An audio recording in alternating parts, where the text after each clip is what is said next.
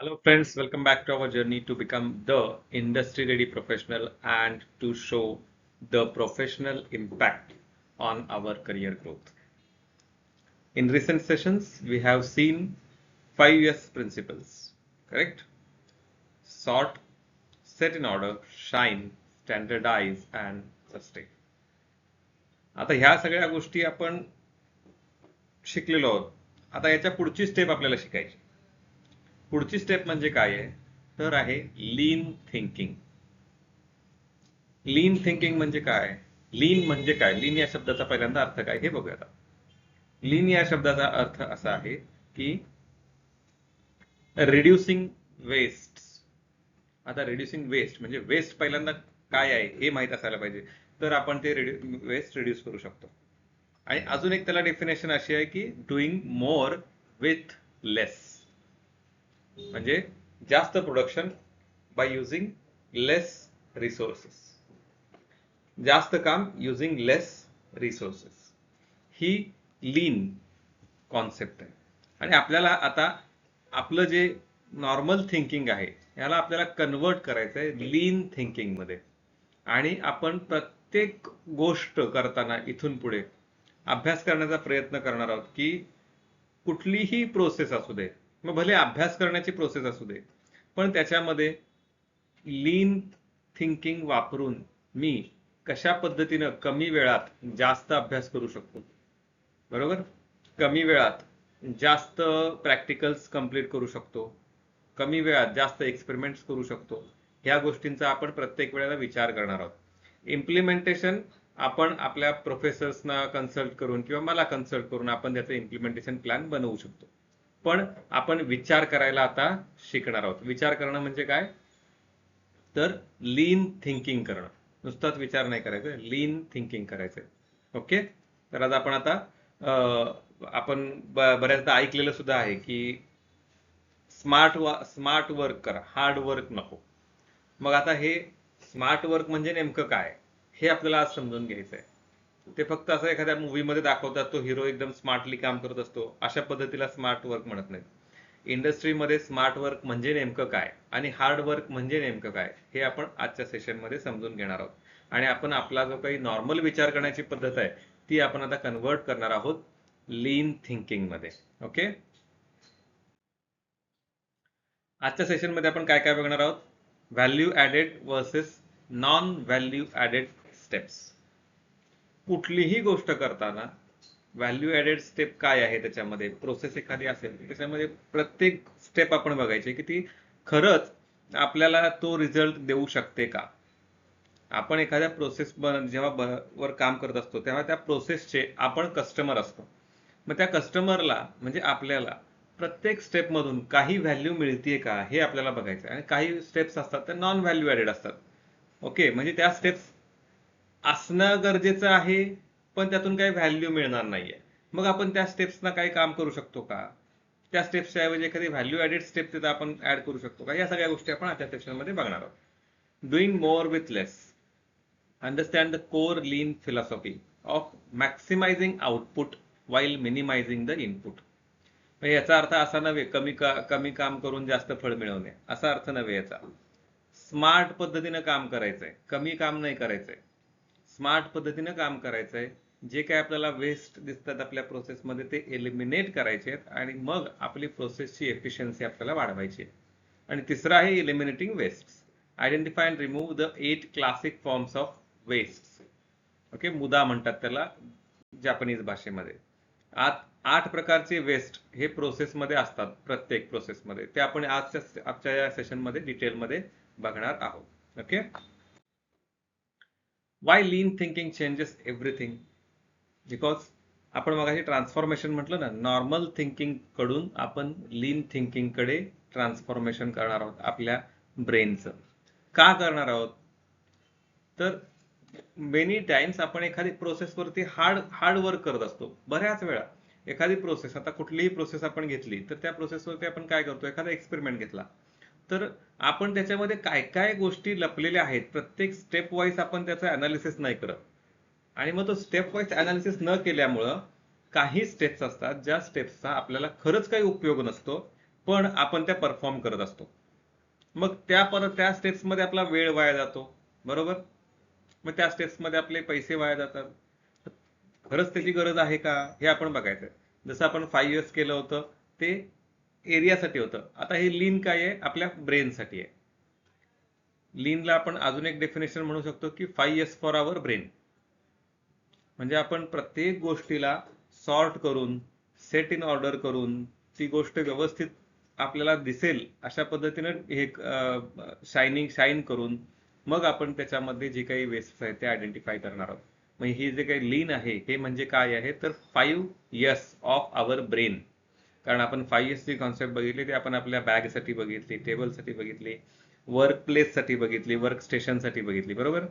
आता हीच 5 इयर्स आपल्याला आपल्या ब्रेनसाठी बघायची आणि त्याला काय म्हटलेलं आहे, लीन थिंकिंग. ओके.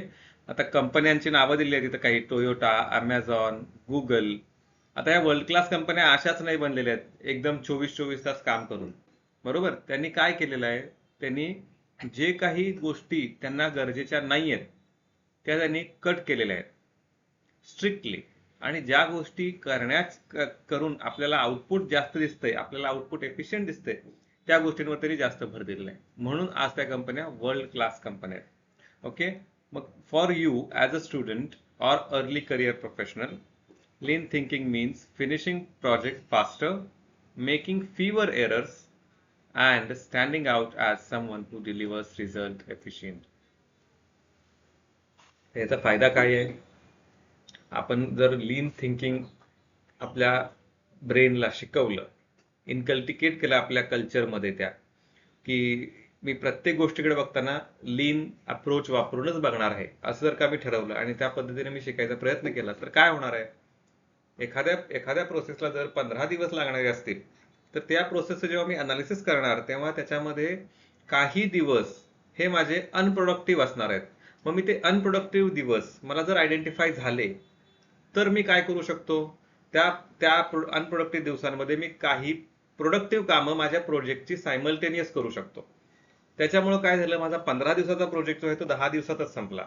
आणि तो 10 दिवसात प्रोजेक्ट संपल्यामुळे, आणि त्याच्यामध्ये लीन प्रिन्सिपलमध्ये आपण अजून काय म्हटलं, मग अशी 8 प्रकारचे वेस्ट असतात. म्हणजे 8 प्रकारचे वेस्ट आपण त्यातलं काढून टाकले की एरर सुद्धा येणार नाहीत. म्हणजे काय झालं, आपण 15 दिवसाचा प्रोजेक्ट 10 दिवसामध्ये डिलिव्हर केला. म्हणजे काय केलं, आपण एफिशियंट वर्कर झालो, बरोबर.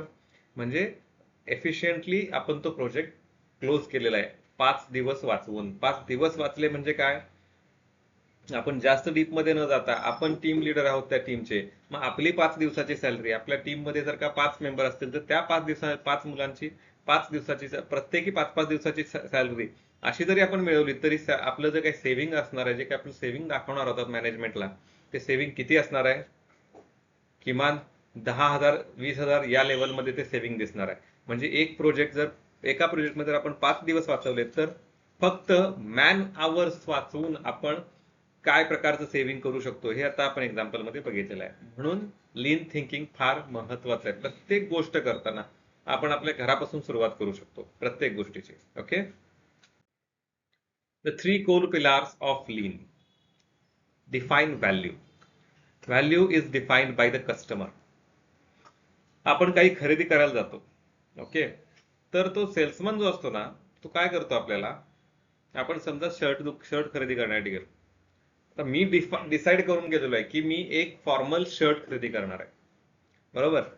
मग तो फॉर्मल शर्ट खरेदी करताना मी त्याला सांगितलं की मला एक फॉर्मल शर्ट हवाय. कशासाठी हवाय, तर मला माझ्या कंपनीमध्ये काम करण्यासाठी मी जातो कॉर्पोरेट ऑफिसमध्ये, त्याच्यामुळे मला त्या पद्धतीचं शर्ट हवाय.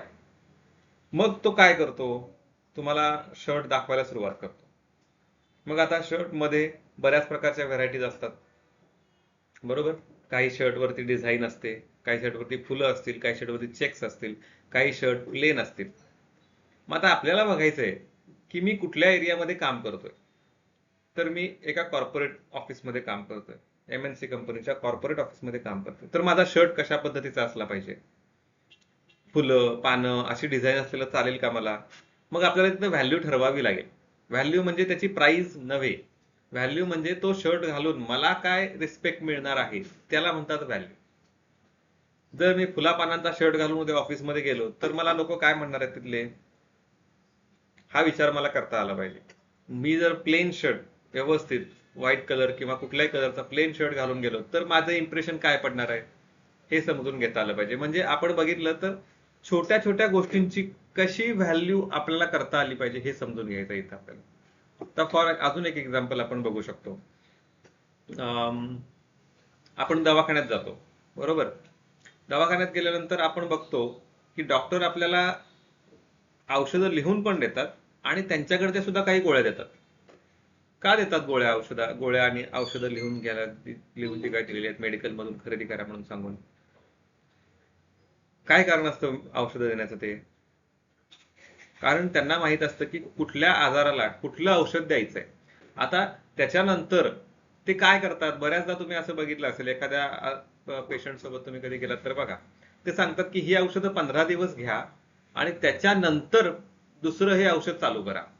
म्हणजे काय आहे, त्यांना हे माहिती आहे की हे जे काही दुसरं औषध आहे ते दुसरं औषध पहिल्या 15 दिवसांमध्ये काहीही व्हॅल्यू ऍडिशन करणार नाहीये आपल्याला. म्हणून त्यांनी काय सांगितलं, पहिल्यांदा ही पहिली औषधं ती घ्या, तुमची तब्येत रिकवर होणार आहे आणि त्याच्यानंतर हे दुसरं औषध घ्यायचं आहे, कारण दुसरं औषध हे व्हॅल्यू ऍडिशन करण्यासाठी दिलेलं औषध आहे, बरोबर. मग ते त्या पहिल्याच औषधांसोबत जर का आपण घेतलं तर त्याचा उपयोग आपल्याला होणार नाही. म्हणून त्यांनी तशा प्रकारचं शेड्यूल दिलेलं असतं आपल्याला. ही व्हॅल्यू आपल्याला डिफाईन करता आली पाहिजे ऍज अ कस्टमर. आता हे आपण ऍज अ कस्टमर बघितलं. आता आपली एखादी प्रोसेस असेल, एखादा ऑब्जेक्ट आपण फायलिंग करत असतो, बरोबर. एखादा ऑब्जेक्ट आपण काय करतो, वर्कशॉपमध्ये फायलिंग करतो.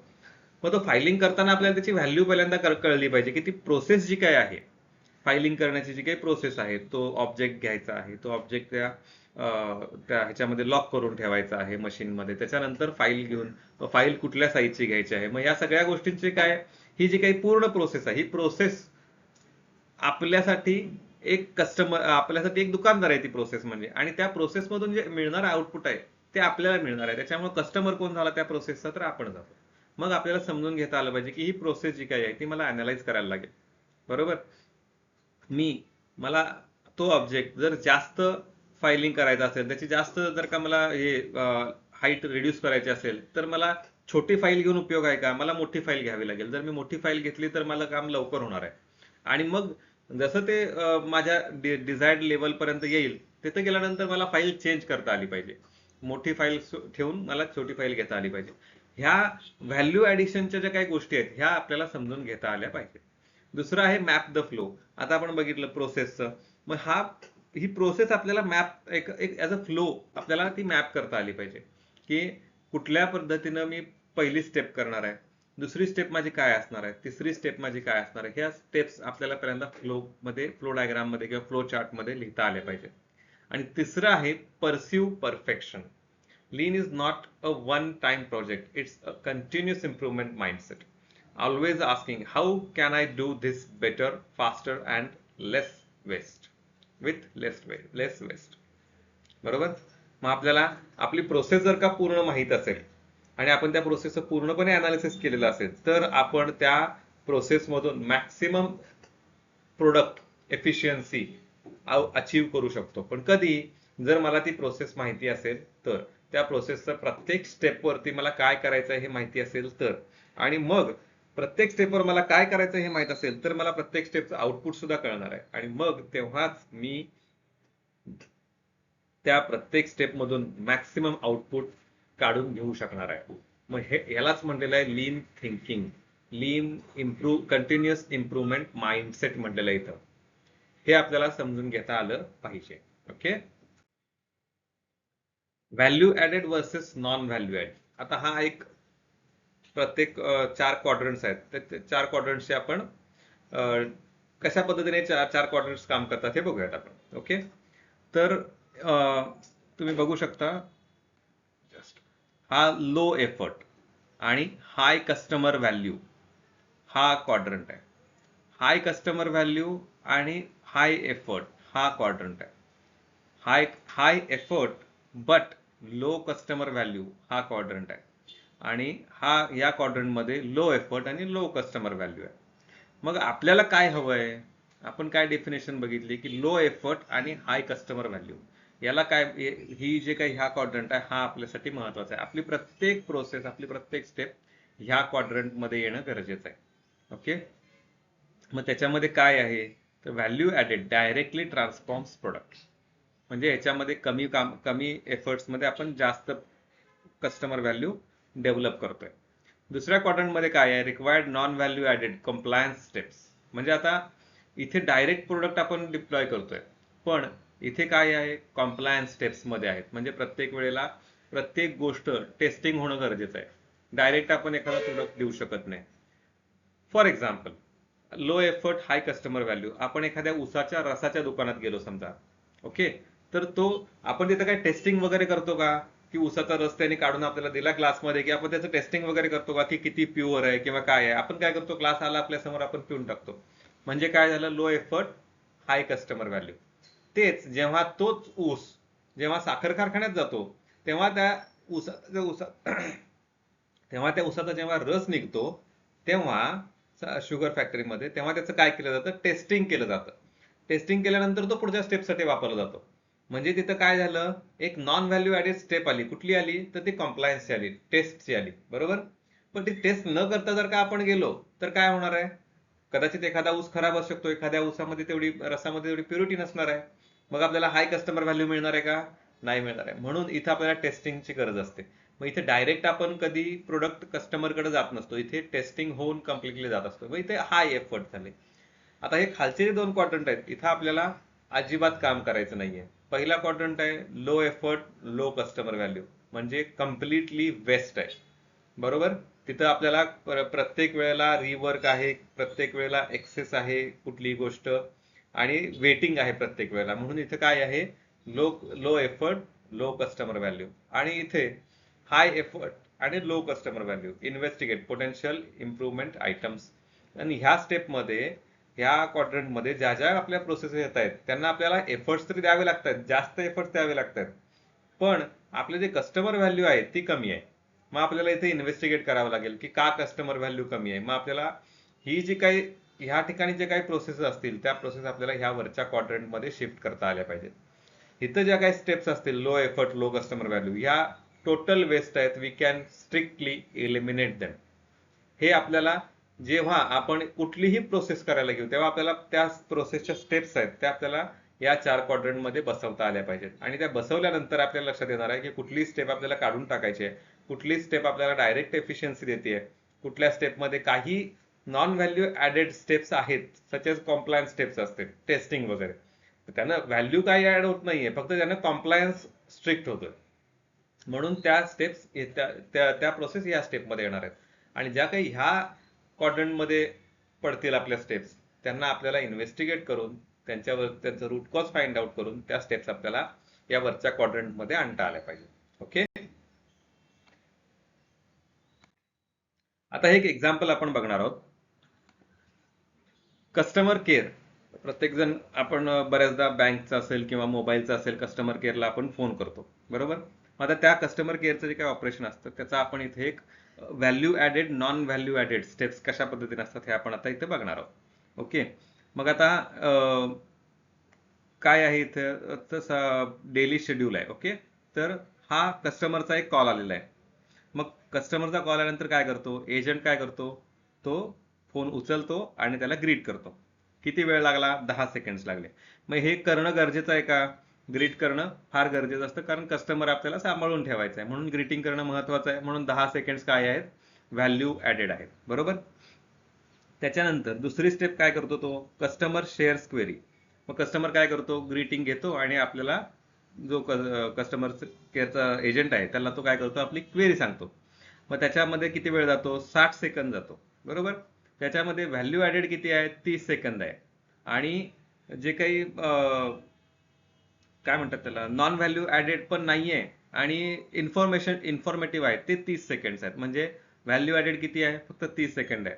आपल्याला ENVA जे काय आहे ते आपल्याला ठेवता यायला पाहिजे. म्हणजे त्याची गरज नाहीये असं पण नाहीये, आणि गरज आहे असं पण नाहीये, पण ठीक आहे, रिक्वायरमेंट आपल्या रेकॉर्डिंगसाठी असणं गरजेचं आहे. तिसरे स्टेप काय आहे, agent keeps call on hold, customer on hold. 15 second तो होल्डवर ठेवतो कस्टमरला क्वेरी ऐकल्यानंतर. ही काय आहे तर नॉन व्हॅल्यू ॲडेड स्टेप आहे. कारण कस्टमर केअर एजंट जो आहे त्याला जी काही क्वेरी आली त्याचे इमिडिएट आपल्याला सोल्युशन देता आलं पाहिजे. मग तो देत नाहीये, 15 सेकंड होल्डवर ठेवतोय आपला कॉल, म्हणजे काय झाली, नॉन व्हॅल्यू ॲडेड स्टेप झाली. Agent calls supervisor. आता त्याच्याकडे सोल्युशन नसल्यामुळे तो काय करतोय, त्याच्या सुपरवायझरला कॉल करतोय आणि त्याच्या सुपरवायझरला ते सगळं पुन्हा एक्सप्लेन करतोय. आणि त्याच्यामध्ये किती वेळ जातोय, तो कॉल करणार, मग त्याला एक्सप्लेन करणार आणि सुपरवायझर सगळं समजून घेणार त्याचं काय क्वेरी असेल ते. त्याच्यामध्ये किती वेळ जातात, 180 सेकंद जातात. त्याच्यानंतर पुढची स्टेप आहे सप्लायर. जो काही सुपरवायझर आहे तो त्या माणसाला, जो एजंट आहे त्याला सोल्युशन सांगतोय. त्याच्यामध्ये 2 मिनिटं गेलेले आहेत. आणि शेवटी एजंट जो काही आहे तो पहिला डॉक्युमेंटेशन करून घेतो त्याचं, आणि त्याच्यामध्ये किती वेळ जातो तर 120 सेकंद जातात. आता 120 सेकंदामध्ये आपण बघितलं मग अशी जे काही ENV आहे म्हणजे आपली इन्फॉर्मेटिव्ह स्टेप आहे त्याच्यामध्ये 30 सेकंद जातात, आणि बाकीची स्टेप जी काही आहे ती 90 सेकंद, म्हणजे ती नॉन व्हॅल्यू ॲडेड आहे. आणि finally provides information to customer, म्हणजे किती, तेव्हा 180 सेकंद त्याला लागतात पूर्ण त्याची इन्फॉर्मेशन जी काही आहे, सोल्युशन जे काय आहे ते त्याला सांगण्यासाठी. बरोबर. आता ह्याच्यामध्ये नॉन व्हॅल्यू ॲडेड 120 सेकंद असतात आणि नॉन व्हॅल्यू ॲडेड 60 सेकंड असतात. आता आपण जर खाली बघितलं तर टोटल सायकल टाइम किती झाली, 685 सेकंड झाली टोटल सायकल. त्याच्यामध्ये व्हॅल्यू ॲडेड फक्त 160 सेकंड आहेत. आणि प्रोसेस सायकल एफिशियन्सी म्हणजे किती आहे ती, फक्त 23% एफिशियन्सी आहे आपल्या प्रोसेसची. 685 सेकंड्समध्ये फक्त 160 सेकंड जे काय आहे ते व्हॅल्यू ॲडेड आहे. मग हे 23%ची एफिशियन्सीचा रूट कॉज काय आहे, तर जो आपण एजंट तिथं ठेवलेला आहे, जो कस्टमरशी डायरेक्ट बोलतो आहे, त्याचं ट्रेनिंग प्रॉपर झालेलं नव्हतं. म्हणून काय झालं, त्याला ती क्वेरी ऐकल्यानंतर समजून घ्यायला वेळ लागला. समजून घेतल्यानंतर त्याच्याकडे सोल्युशन नसल्यामुळे त्याला सुपरवायझरला बोलावं लागलं. हे रूट कॉज आहे त्याचं. आता हे रूट कॉज समजल्यानंतर आपण काय काय केलं पाहिजे, तर त्या एजंटला प्रॉपर ट्रेनिंग दिली पाहिजे. मग त्या एजंटला जेव्हा आपण प्रॉपर ट्रेनिंग देणार तेव्हा काय होणार, तो कॉल तिथूनच कस्टमरला म्हणजे सोल्युशन मिळणार आहे. प्रत्येक वेळेला त्या एजंटला सुपरवायझरकडे जावं लागणार नाही. म्हणजे आपले जे काही पुढचे हे जे काही स्टेप्स आहेत, agent keeps customer on hold, ह्या 4 स्टेप्स आहेत, ह्या 4ही स्टेप आपल्या काय होणार आहेत, एलिमिनेट होणार आहेत. आणि direct customer shares query and agent provides information to customer. म्हणजे किती वेळ झाला टोटल, 10 सेकंड, 30 आणि 30 60 हे 70 सेकंड, आणि हे इथले 180 सेकंड. म्हणजे किती झाले, 180 आणि 70 250 सेकंड. म्हणजे 685 सेकंड जिथं होते तिथे सायकल टाइम आपली किती झाली आता, फक्त 200 समथिंग, 70 आणि 180, 250 सेकंड सायकल झाली. म्हणजे जवळपास 400 सेकंड्स आपले वाचले. आता हे सेकंड्स वाईज आपण ह्या एक्झाम्पल मध्ये बघितलेलं आहे, कारण कस्टमर केअर मध्ये सेकंड मध्ये आपल्या सगळ्या गोष्टी असतात.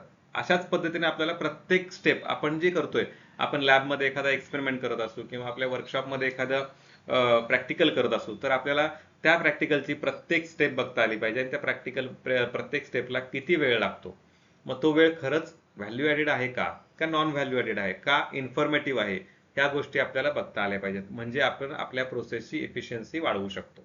ओके. त्याच्यानंतर आता आपण 8 वेस्ट बघणार आहोत. मग असे आपण जे बोललो होतो, तर हे 8 वेस्ट आहेत जे लीन कॉन्सेप्ट मध्ये डिफाईन केले आहेत. पहिला आहे ट्रान्सपोर्ट, दुसरा आहे इन्व्हेंटरी, तिसरा आहे मोशन, चौथा आहे वेटिंग, पाचवा आहे ओव्हर प्रोडक्शन, सहावा आहे ओव्हर प्रोसेसिंग, सातवा आहे डिफेक्ट्स, आणि आठवा आहे स्किल्स. आता याचे पहिले सगळ्यांचे अक्षर बघितली ना, तर त्या अक्षरांचा एक शब्द तयार होतो, टीम वुड्स. TIMWOODS. लक्षात ठेवण्यासाठी सोपं आहे. टीम वुड्स म्हटलं की 8 वेस्ट. ट्रान्सपोर्ट म्हणजे काय, आता तर आपण आता मगाशी आपण एक्झाम्पल बघितलं, त्या ऑब्जेक्टचं आपण फायलिंग करणार आहोत. मग ती फाईल जी काय आपण वापरणार आहोत, ती फाईल जर सारखी कोणीतरी घेऊन जात असेल, एकच फाईल असेल, मग मी जर माझ्या वापराच्या टायमाला माझ्याकडे दुसरी एक फाईल आहे छोटी, ती फाईल काय केली, दुसऱ्या कोणीतरी घेऊन गेलाय. म्हणजे मला जेव्हा हवी आहे तेव्हा मला काय करावं लागतं, पुन्हा ट्रान्सपोर्ट. आता ट्रान्सपोर्ट म्हणजे एकदम किलोमीटरमध्ये ट्रान्सपोर्ट नसतं ते. माझ्या डेस्क पासून दुसऱ्याच्या डेस्क पर्यंत जाऊन तिथून त्याच्याकडून ती घेऊन येणं फाईल, हे सुद्धा एक ट्रान्सपोर्टेशनच आहे.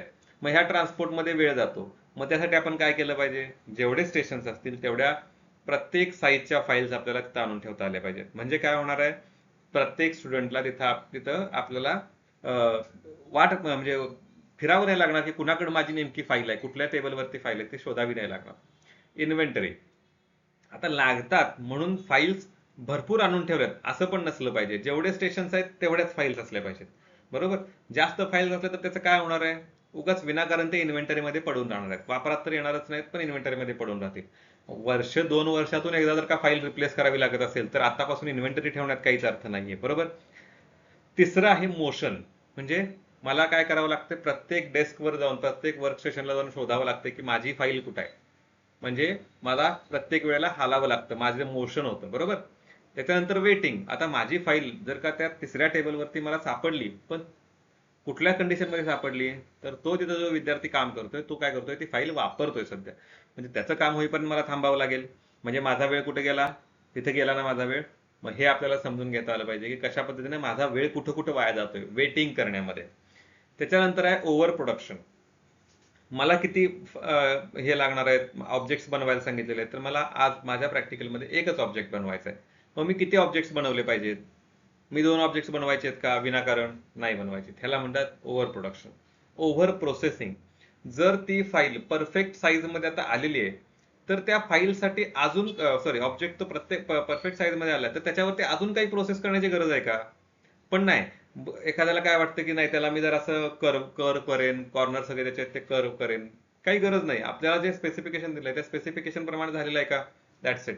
त्याच्यावरती परत कुठल्याही प्रकारची प्रोसेस करायची नाहीये. डिफेक्ट्स महत्वाचा वेस्ट आहे. आता फायलिंग करताना जर जास्त फाईल झालं आणि जास्त त्याची साईज कमी झाली त्या ऑब्जेक्टची, तर काय होईल, त्या ऑब्जेक्टची साईज आपल्याला परत वाढवता येणार आहे का, परत कधी नाही येणार आहे. म्हणून मग तो ऑब्जेक्ट काय झाला, डिफेक्टिव्ह झाला, तो आपल्याला काय करावं लागेल, डिस्कार्ड करावा लागेल. म्हणून तो सुद्धा एक प्रकारचं वेस्ट आहे. आणि skill, under utilizing people's talent. म्हणजे माझ्याकडे काय टॅलेंट आहे, तर मी चांगल्या प्रकारे फायलिंग करू शकतो, पण काय करतोय माझा जो मॅनेजर असेल, माझ्या इंडस्ट्रीमधला जो माझा सुपरवायझर असेल, तो मला काय करतोय, फायलिंग सोडून दुसरं काहीतरी काम देतो नेहमी. म्हणजे काय झालं, अंडर युटिलायझिंग पीपल्स टॅलेंट्स. मग त्याला माहितच नाही की माझ्याकडे काय स्किल्स आहेत. जर ते स्किल्स माझ्याकडे आहेत काय आहेत हे त्याला माहिती असतं तर त्याने माझ्याकडून फायलिंग करून घेतलं असतं. आणि ज्या ठिकाणी जो दुसरा एम्प्लॉई किंवा दुसरा स्टुडंट दिवसाला 3 ऑब्जेक्ट्स फाईल करतोय, त्या ठिकाणी मी 5 ऑब्जेक्ट्स फाईल केले असते, कारण माझं स्किल आहे ते. बरोबर. पण स्किल तिथं वापरलं न गेल्यामुळे काय झालं, ते सुद्धा एक प्रकारचं वेस्टच झालं. Now we will see real world case study. एक ऑपरेशन्स मॅनेजर आहेत मिड साईज मॅन्युफॅक्चरिंग फर्म मधले, त्यांनी त्यांचा एक्सपिरियन्स इथं शेअर केलेला. काय आहे त्यांचा एक्सपिरियन्स, तर we mapped our entire order fulfillment process and found that only 47 minutes of a 5-day cycle were value adding. काय आहे, 5 दिवसाचा त्यांचा ओव्हरहेड आहे, 5 दिवसाची पूर्ण एक सायकल आहे कशाची, ऑर्डर फुलफिलमेंट प्रोसेसची. त्याच्यामध्ये त्यांनी पूर्ण मॅप केल्यानंतर त्यांना काय ऑब्झर्व झालंय बघा, 5 दिवसाच्या प्रोसेसमध्ये फक्त आणि फक्त 47 मिनिट्स हे व्हॅल्यू ऍडिंग प्रोसेस होते त्यांची. बाकी सगळ्या प्रोसेसमध्ये नॉन व्हॅल्यू ऍडेड स्टेप्स होत्या आणि काय म्हणतात त्याला, कॉम्प्लायन्स रिलेटेड स्टेप्स होत्या. मग त्यांनी जेव्हा या सगळ्या non value added steps cut केल्या तेव्हा लीड टाइम त्यांचा काय झाला, 60% रिड्यूस झाला. 5 दिवसाचा जो काही लीड टाइम होता तो 2 दिवसावर आला. आणि reduced errors by 40% without hiring a single new person with same team. बरोबर.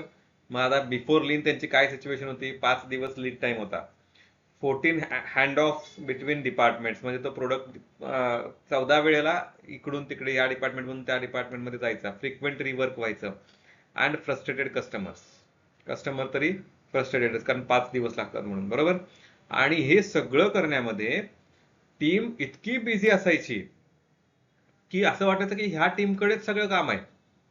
आणि जो काही बिझीनेस आहे त्यांचा तो ऍक्च्युअली वेस्ट आहे हे आयडेंटिफाय झालं लीन जेव्हा त्यांनी इम्प्लिमेंट केलं. आफ्टर लीन काय झालं, तो लीड टाइम जो 5 दिवसाचा होता तो 2 दिवसावर आला. 14 हँड ऑफ्स होते ते 6 वर आले. Standardize work instructions and visual management board. Same team, same resources, dramatically better result.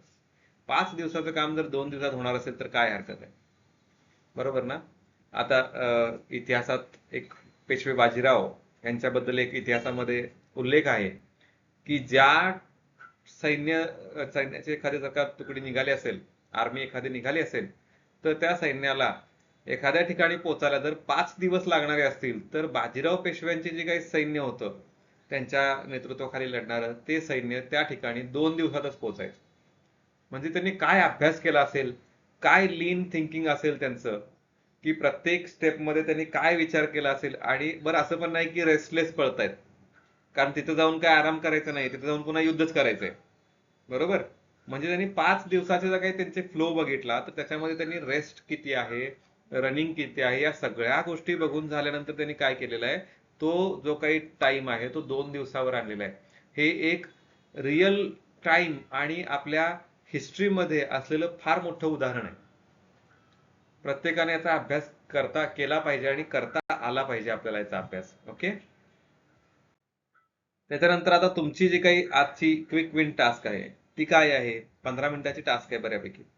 Step 1 आहे write every step no matter how small. आता ह्याच्यासाठी काय करावं लागेल? Pick 1 recurring work task. Okay, you do every week. Report, study session, project deliverable, काही असेल ते जे काही तुम्ही करताय त्याचं तुम्ही एक टास्क त्याच्यामध्ये आपल्याला सिलेक्ट करायचं आहे.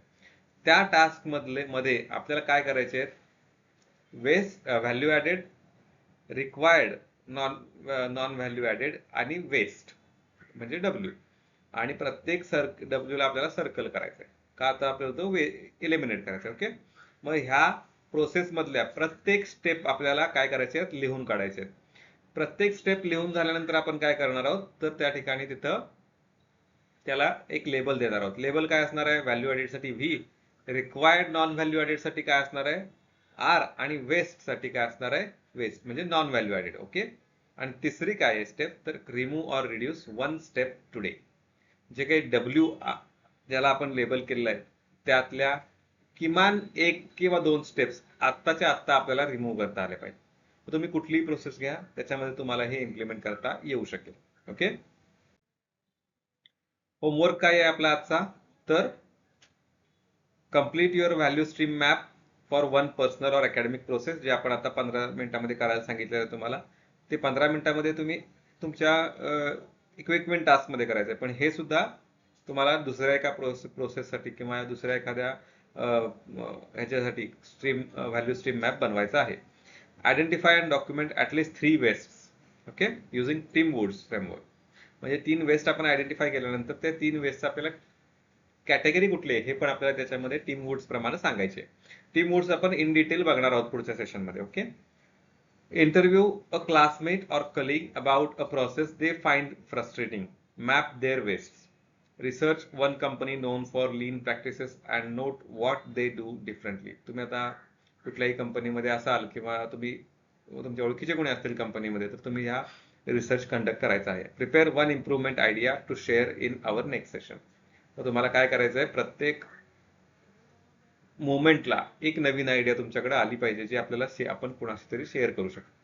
तर आजच्या सेशन मधनं आपण 3 मेजर की टेक अवेज काय घेणार आहोत? तर value is defined by the customer, not bye effort और इंटेन्शन. मी किती काम केलं हा प्रोडक्ट बनवण्याच्या मागे, याला अर्थ नाहीये.